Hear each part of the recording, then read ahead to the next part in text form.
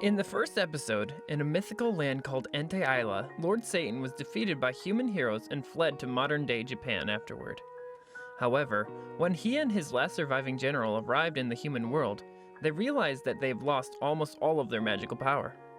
Even worse, they had suddenly taken the appearance of the humans, who they despised so much. Despite the unfortunate circumstances, they realized that magic exists in the human world too. So they decided to live as humans till they can find a way to replenish their lost power and return to their home world. After several months, they adapted to the environment and got used to their own identities, until one day, Satan, who now goes by the name Mao, is approached by a familiar person from the other world. The story continues when the human hero Amelia finds Mao in Japan. She has passed through the same magic gate that he did so she can hunt him down and kill him once and for all. At night, when Mao is riding his bike home, he's approached by Amelia, who reveals her identity to him and prepares to kill him. However, she seems to have suffered the same fate as him, because she lost all her magic and even her holy sword, which she used to use on Isla. It turns out she was the same girl that Mao gave his umbrella to that morning, so she was able to sense some of his magic and recognize that he is the Dark Lord Satan. Pulling out a small knife, Amelia declares that she would kill, but Mao points out that she's wielding a knife and not her massive sword. She gets irritated that he's pointing out the obvious and charges at him, stating that she can still kill him with the small weapon regardless. Meanwhile, at home, while Alciel's cooking dinner, he notices that Mao is taking so long to get home and wonders what could keep him out so late. We then see that Mao and Amelia were taken into police custody after they were seen in a scuffle with a knife. The police officers assume that they are dating when Amelia states that she wants to kill Mao. Presuming that it's a lover's quarrel, he urges them to settle whatever dispute they have, like mature adults, instead of fighting with dangerous objects. This assumption provokes Amelia, but there isn't anything she could do about it. Afterward, they are released and Amelia vows to kill Mao another day. She tells him that she knows where they live and advises him to sleep with one eye open. At this point, Mao decides to ask for his umbrella, but she tells him that she threw it away. After her declaration to end his life, Amelia leaves him, but tells him to stay safe after dark. She probably wants him to stay alive long enough for her to kill him herself.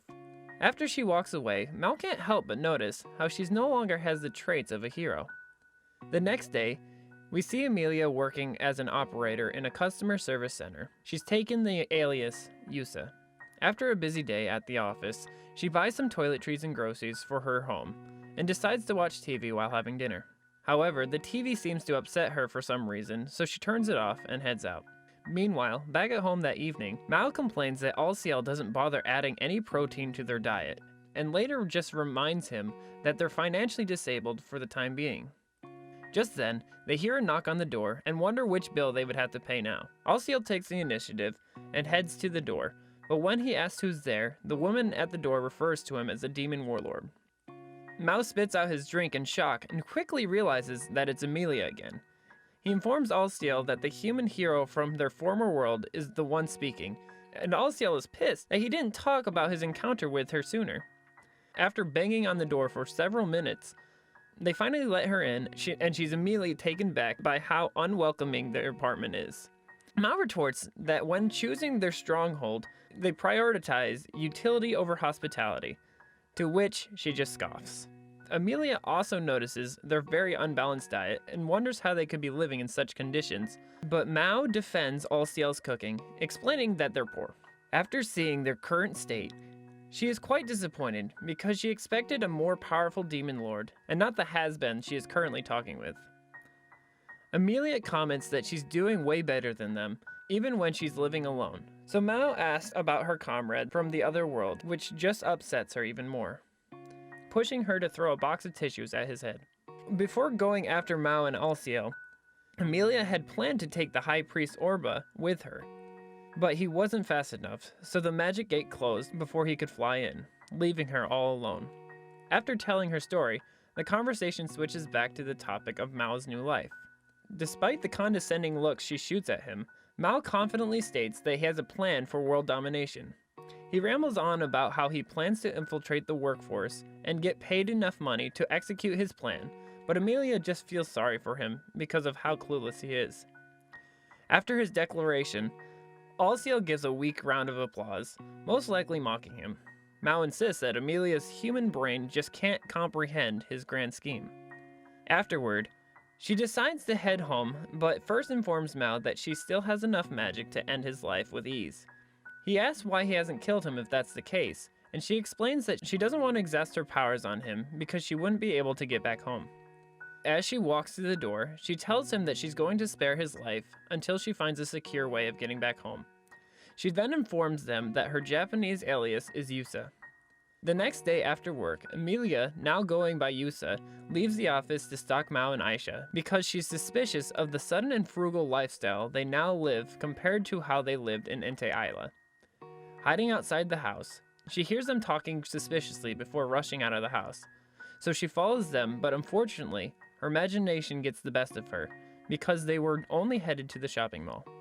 The next day, her stalking mission continues after work, and her colleagues ask if she's free, but she declines, claiming she has a prior engagement. She waits by their house and hears something that catches her interest, but when she follows them out again, they only lead her to a public pool where they want to relax.